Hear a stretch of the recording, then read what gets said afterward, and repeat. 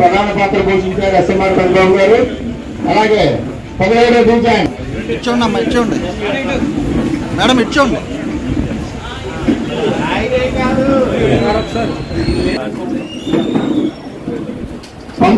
పంచాయతీలో అప్పుడు 3 ఎంపీటీసీలు ఉండి 3వ ఎంపీటీసీ కింద గెలుపొందిన వాళ్ళు చేశారు. వీరు 2 సార్లు కూడా పోటీ చేసి ఓటమి చెందిన 3వసారి విజయం సాధిస్తారు. వీళ్ళు గొప్ప నైపుణ్యం పొందారు. గూడూరు ఆదిలక్ష్మి గారు, సంస్థల అధినేత అన్నపనేని బాంకీ గారు. అలాగే వచ్చే సుజాత మరి మామగారు రాజేంద్ర ప్రసాద్ గారు 10 చోట్ల కమిషనర్ గారును అలాగే ఆర్డీ గారు చేసిన కుటుంబం ఇది.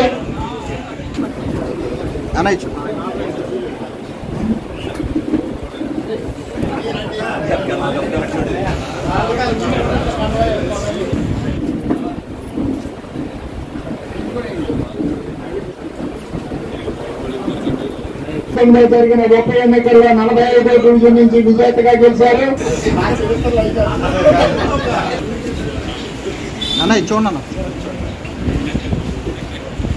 శ్రీనివాసరావు గారు. అలాగే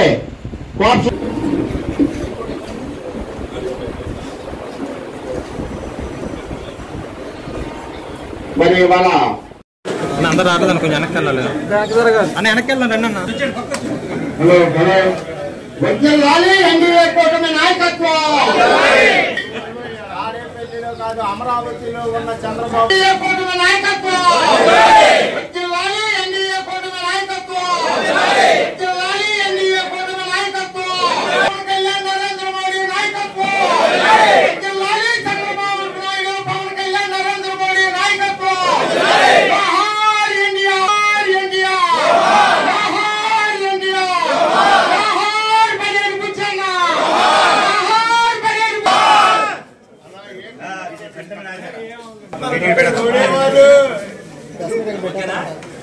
ఏడో తారీఖున నారా లోకేష్ గారి ఆధ్వర్యంలో ఏదైతే ఏలూరు నియోజకవర్గ కార్పొరేషన్ మేయర్ పెదబాబు నూర్జహాన్ గారిని, అలాగే టౌన్ ప్రెసిడెంట్ బొద్దాన్ శ్రీనివాసు, అలాగే మండల ప్రెసిడెంట్ మంచం మైబాబు గారిని వీళ్ళందరినీ జాయిన్ చేయడం జరిగింది.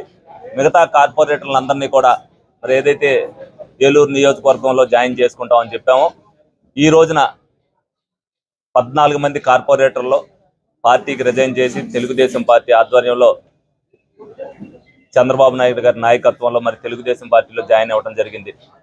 వీళ్ళందరినీ కూడా ఏదైతే గత 10 రోజుల నుంచి కూడా వీళ్ళందరితో కూడా చర్చలు జరపడం జరిగింది. లోగడ మాకు చేసిన క్యాడర్ ఏ విధంగా చేసింది, ఏ విధమైన 5 సంవత్సరాల్లో వాళ్ళు కష్టపడింది వాళ్ళందరికీ కూడా చెప్పడం జరిగింది. వాళ్ళందరూ కూడా వాళ్ళతో కలిసిమెలిసి పనిచేయడానికి వాళ్ళు కూడా సుముఖంగా చేయడం జరిగింది. గత ప్రభుత్వంలో 3 సంవత్సరాల్లో కూడా వాళ్ళు ఏవి ప్రజలకు చేయలేకపోయామనేది వాళ్ళు కూడా ఆవేదన వ్యక్తం చేశారు. ఆ ప్రభుత్వం మంచి చేస్తుందా చెడు చేస్తుందా లేని ఆలోచనలో లేని పరిస్థితుల్లో వాళ్ళందరూ కూడా ఉండిపోయారు. ఎలక్షన్ రిజల్ట్ వచ్చిన తర్వాత వీళ్ళు చేసింది ఎంత పొరపాటు అనేది వాళ్ళందరికీ కూడా తెలిసింది.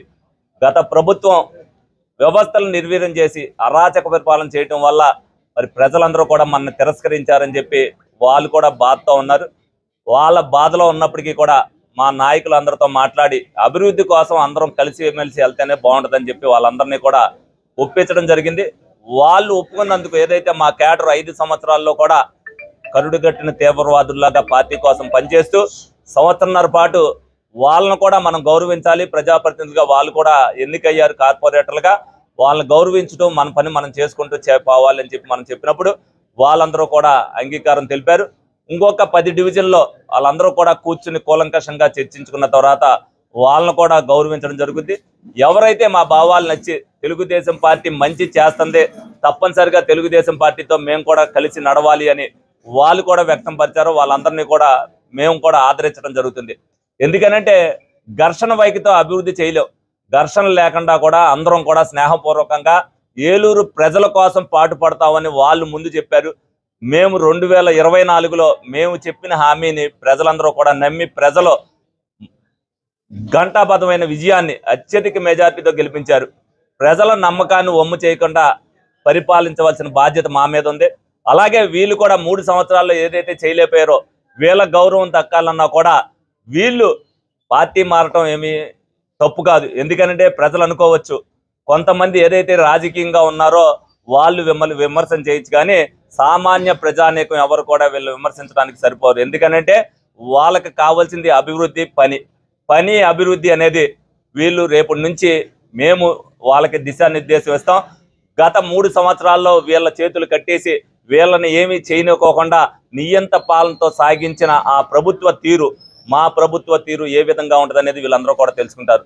తప్పనిసరిగా రానున్న సంవత్సరంలో ఏలూరు అభివృద్ధిలో పరుగులు పెడితే తప్పనిసరిగా అది పరిగెత్తించే విధానంగా మేము కార్పొరేటర్లు కానీ, మేయర్ గారు కానీ, అలాగే మా నాయకులు కానీ అందరం కూడా సమిష్టిగా అలాగే అఖిల పక్షంతో కూడా మాట్లాడి ఏలూరు అభివృద్ధిలో రాజీ లేకుండా ప్రజల మన్ననలు పొందేటట్టుగా ఇదంతా కూడా జరుగుద్దని మీ అందరికీ కూడా తెలియజేయడం జరుగుతుంది.